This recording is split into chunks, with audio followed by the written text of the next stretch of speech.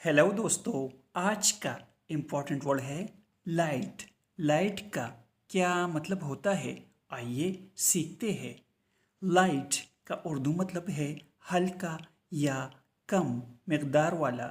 ये लफ्ज़ आमतौर पर खाने या मशरूबात के लिए इस्तेमाल होता है जिनमें चिकनाई, शुगर या कैलोरीज कम हो। आइए इस वर्ड को सेंटेंसेस में इस्तेमाल करते हैं। दिस इज़ अ लाइट मील। इसका मतलब है ये हल्का खाना है।